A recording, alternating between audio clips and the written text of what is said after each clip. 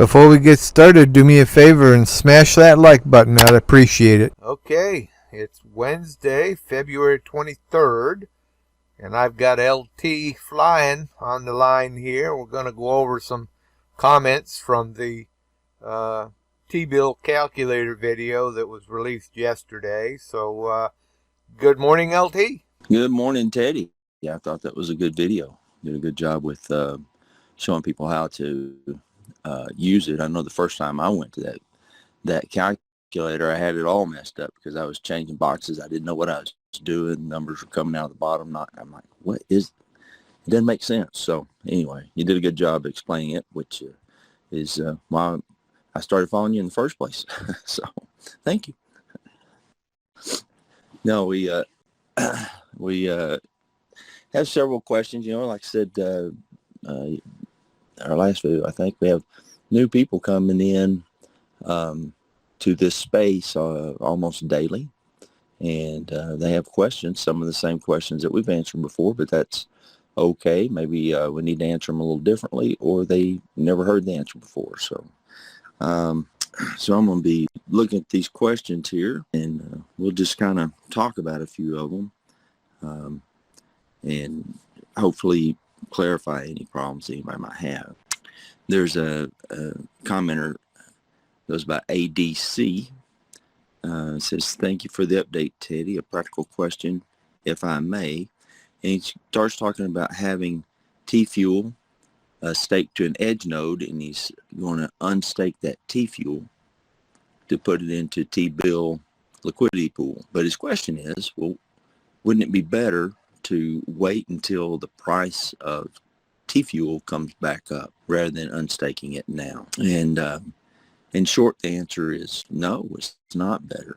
And the reason it's not better is because you get advantage to the price of T-fuel in the liquidity pool. Every 10 minutes as they're calculating the price of your total value locked to calculate your rewards, they're getting the average price, the weighted average price of T-fuel and the weighted average price of TBILL to do that calculation. So if as the price is moving back up, as we all hope it does, looking for it to, as the price moves back up, you get the new price, if you will, every 10 minutes. So by not staking to the pool as soon as you can, you're just giving up APR. So by staking sooner, you make. Yeah, I think the APR that you're getting in the LP is going to overcome the fact that T-fuel is down, and so swapping into T-bill, you're not going to get as many T-bill because the T-fuel is down. But I think the APR that you're getting in the LP is going to overcome that very quickly. So I really don't think there's a reason to wait, in my opinion. Right. You know, the price, even if it moves, well, as the price moves, I understand where he's coming from, but what we probably didn't understand is as the price of T-fuel moves up, so does the price of T-bill. And the ratio between T-bill and T-fuel is about 5.5 to 1. And it moves a little both sides of that. Right now it's about 6 to 1 because T-fuel's down so much. And T-bill doesn't, it's been rebasing every night for the last 4 nights, but it doesn't drop as fast, let's say, as T-fuel.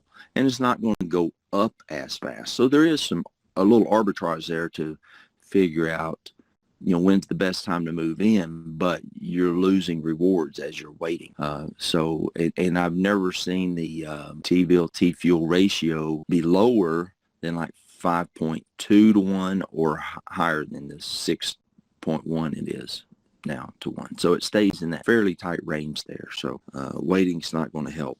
Even if T-fuel goes up, well, T-bill's going to go up too. So the next question, commenter Swill, SWIL. Swill says, I'm curious why staking and accumulating T-drop became something of a taboo.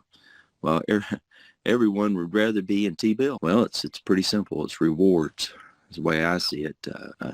The rewards for staking T-drop, I mean, you do earn some nice rewards. It's about 1 T-drop per theta, we figured out, every 3 months. And 1 T-drop is 3 cents. Where if I take that same theta and swap it into T-fuel, that's about a 16 to 1 right now. So I get 16 T-fuel, and I stake that into the T-bill pool.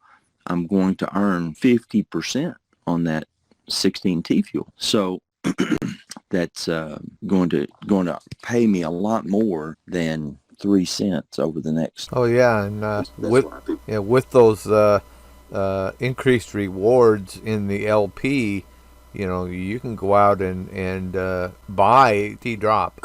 You can go buy that. I mean, I know you can swap T fuel for it on the Volt swap, and it may be available elsewhere. But yeah, you can do a lot better. You can. It is now. You can buy. You can buy it on Gate.io as well. T drop, that is. You can buy T drop directly on Gate.io. Anyway, that's why it's not taboo. I mean, if right now, Teddy, you're earning T drop because you still have a stake of T fuel, and so there are reasons to hold your theta, and hold your theta. Of course, you're going to have it staked, and if you have it staked, you're going to be earning T fuel and T drop. So that's it's. We all have choices in life, so there you go. Just really depends on what your risk tolerance is. Some people, have a higher level of risk tolerance, and as you do, LT, and some people are more comfortable maintaining a base of theta, which is where I'm at. But the more I learn about it, initially I was only going to work with my T-fuel staking rewards, and the more I learned about it and talking to you, LT, I realized that, I can take my my T-fuel and do much better, just maintain my theta where it's at, but move the T-fuel over into it. And so far, I think it's the best decision I ever made. Yeah, as do I. The whole thing with investing, you say this about any company you invest with, putting your money into Apple stock or ExxonMobil or whatever, what you're doing when you invest with that company is you're hoping to gain a portion of future rewards. You're hoping that the company does well and the value of the company goes up, thus increasing your total value in the company. And you're hoping that the company pays dividends. And so, which would have been those future rewards. But the dividends you earn along the way help you to stay with that company. So there are different reasons for owning a particular company. Well, the same is true for owning or being in this liquidity pool. And I particularly am in the liquidity pool because I believe in G-Pool as a company and that they're going to put out more products to increase demand for TBILL. And I, as a liquidity pool provider, I'm going to reap the rewards of that through the growth of the company, or the TBILL, as you will, as this is an expandable coin. And then we get paid interest to sit here and provide that liquidity. So to me, they're doing they're meeting the requirements that I have for investing in a company, even though, some would say this is more risky. So we had a question from Tracy Michael about been staking in the LP for a few days now and checking on the rewards, and he sees that there's daily, but see the daily rewards, but is there anywhere it shows the accumulation total since the start date? And the short answer to that is no, other than you can get a CSV file that's a printout of all your rewards. He did get a reply on that from one of the other viewers, Dialwhelm, DIEHLMW. He says, hey, keep good data. Keep good data and write down your trades. And he keeps it in a spreadsheet. And I think that's great. I'm not that diligent. Yeah, me either. It's just not the way I do things. But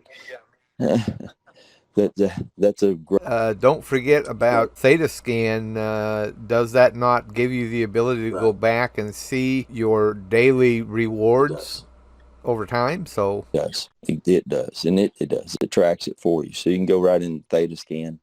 You go through the screens and you can get a CSV file from ThetaScan that does show your rewards and every swap you've made. It's all right there. So, and there are some companies out there that take care of tax implications for you, so you can just download the CSV file. Actually, you don't have to do that. You send them the API for the pool that you're in, and they pull it all down and do it and send you a report. So, And by the way, while we're on the subject of taxes, there was a recent case where they were a couple in, I think, Tennessee was suing about the IRS treatment of stake and rewards. And there has been a resolution of that looks as though the IRS has decided that they are not going to treat stake and rewards as regular income, that it'll only be taxable when you take those rewards and trade them for USD. So, there's more to come on that, but it's looking promising that we won't have to declare those stake and rewards, and I'm assuming that will also apply to the rewards that you get from the LP, but I don't know that yet. I'm not a tax professional, so you still need to consult your tax attorney. well, yes, absolutely, because that stuff can change by the minute, So, but it does look promising that they're going to treat those rewards as just like a person who owns a bakery and bakes cakes or pies. Until you can bake a bunch of pies and have your cases full, but you haven't made any money, and you don't have to pay taxes on what's in those cases. You can wait until after those pies sell.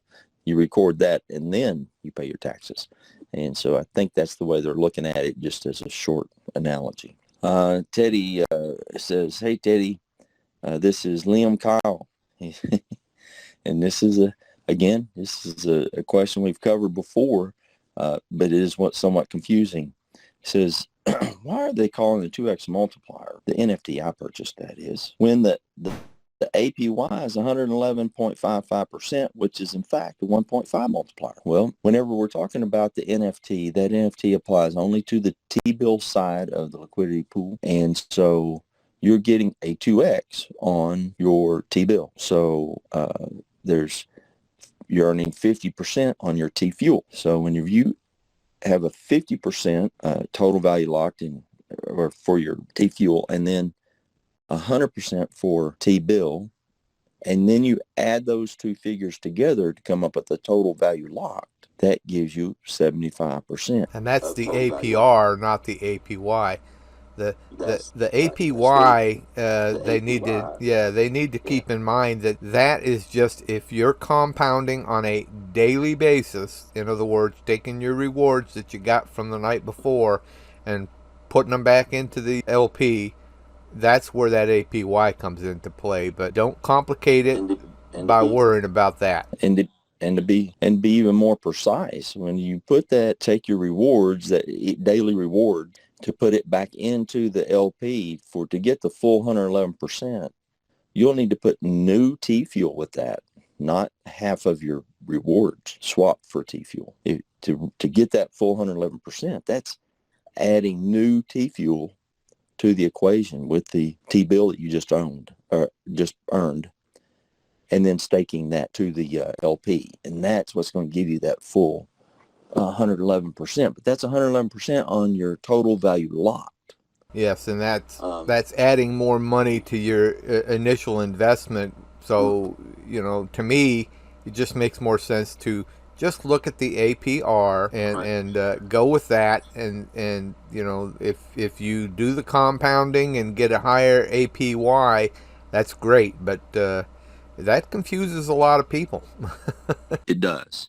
It doesn't, because you're looking at APR and APY and conflating the two, mixing them up. But the APR is actually 100% on the T-bill, 75% on the combination of the two, which would be that's if you have a 2x multiplier. So that's correct. So it would appear that that's a 1.5. Well, it is 1.5 of total TBL, but it's 100% of TBILL. So, all right. Jose Alvarez says he's been staking since January 29th, and he's making about 66 USD a day, and it's staying consistent. And he's very happy with this. This is, over time, he's going to be financially free. So, I think that's going to be the case for a lot of us. We're seeing this. We're all somewhat skeptical and cautious, as we should be. And, allowing your rewards to compound and grow will certainly help your situation down the road as far as financially. So, I want to do everything I can to take care of my family. And so keeping this going as another source of income, but not relying on it at this point is probably a smart thing to do. I know you told me you're starting to take a few of your rewards and put them back into the T-Fuel staking. And to replenish that again, that's another source of income. There's an old saying in the trading realm, it's pigs get fed and hogs get slaughtered. So, by taking some of your earnings and moving it to another earning device, so you have a different line of income, that's probably pretty smart. So, I'd say stay at it, Jose. We're all happy for you and happy with you. So, Yes, it is. I think that everybody should, it's just like with investing in the stock market, which personally I avoid like the plague. But you don't just go all into one area. You have a portion of your investment in the what they call the blue chips. The low return, but they've been around a long time and there's very little risk. And then you take another portion and you put it into the things that are medium risk. And then you take another portion and you put it into the high risk areas.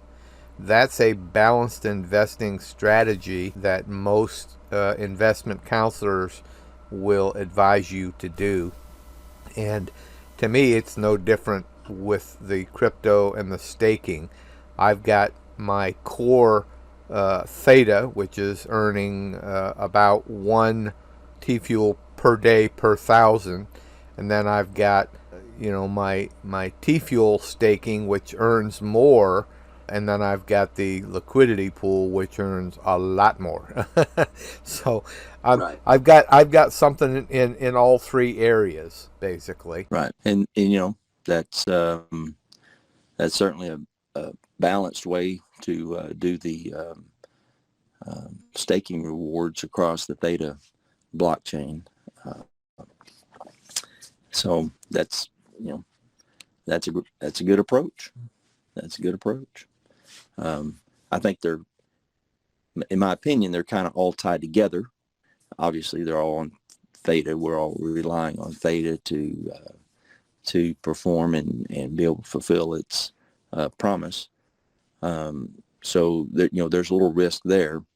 We're all relying on T-Fuel. Oh, that was a couple of questions that also is, what are the risk here? What are the risk? And we're all relying on T-Fuel to continue to be a liquidity coin that's needed. Of course, that's going to depend on other developers that are developing projects, running things. Let's take Open Theta, for example, that's a NFT platform. Well, the only way you buy anything on Open Theta is using T-Fuel. And so you got to go get T-Fuel and get that in your wallet, and then go over there to Open Theta to buy whatever NFT you wanted to buy. And the same, if you're selling an NFT over there, you get paid in T-Fuel. And so the risk is if a coin goes to zero, right? If that coin goes to zero, then this pool effectively goes to zero, because the T-bill itself is valued in T-Fuel. That's how we get the price of T-bills, from T-Fuel. So the risk is if T-Fuel goes to zero, what are the probabilities of that? Well, I personally believe that's very, very low, very, very small. If theta shuts off its validator nodes and shuts down its chain, so to speak, then T-fuel also goes to zero at that point. So, there's your another risk. And so the risks are so small. I mean, you could have say about the same kind of thing for any company out there. They close the doors. Well, should have never bought that Apple stock. They closed up. Well, I think the odds of the theta blockchain going away, you probably stand a better chance of getting hit by lightning than that happening, in my opinion. Well, right. I was asked this question just the other day. A buddy of mine, he goes, "Man, what's the risk here?" And I was telling him the same kind of thing. Look, it's if you think people are going to stop watching videos or playing video games, then there's a risk. What do you think the odds of that are? He goes, pretty small. So, there is no such thing as a no risk scenario. You could walk out your door and get run over by a Mack truck. There's risks waking up in the morning. We lost an astronaut some years ago from slipping in his bathtub. There's risk. There's risk involved in life, and so there are risks involved in this. And so, of course, you don't invest in anything that you can't lose 100% of. If you're attached to this, and it's going to make a difference in your life, you probably shouldn't. That is, if you lost it. You never invest money you can't afford to lose. But if this is disposable income, that is, you could just throw it down the drain somewhere and be okay with that, then. Yeah, I made the analogy a while back in a video about, choices. And if you, go through the drive-thru at McDonald's and you drop $10 on a couple of Big Macs, you have an experience there while you're eating those Big Macs that you enjoy, but what do you have to show for it afterwards? If you take that same money and you buy some theta with it, you have a much better chance of having something going forward. It's all about making choices. For sure. Yep. So that's comments off of that video. And the individual asked me, "Hey, wouldn't I be better off just waiting?" In that same calculator page on the TBILL.io, you can also do a T-fuel staking calculator.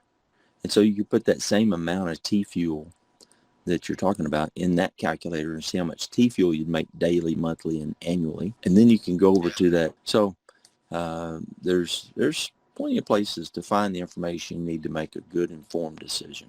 So go out there and search it out. Be comfortable with it so that, if it goes against you, darn bad luck, but it's not not life-changing if it goes against you. It certainly could be life-changing if it all works out the way. Don't take your mortgage payment and invest it thinking you're going to make a quick return, because that's the roof over your head.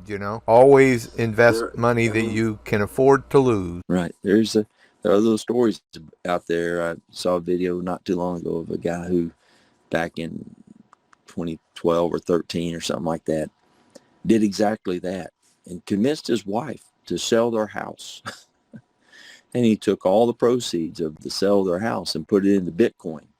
Well, paid off pretty well for him. But for every one of those stories, there's that person who bought that Bitcoin at the top, and then it went down, and then they got frustrated, needed that money, or something happened, and they took a huge loss. There's many of those people as well. So, just know what you're getting into. Yep. That you don't have to worry too much about that if you make a decision to give up that Big Mac one day and buy a theta token, because either way your $10 is gone.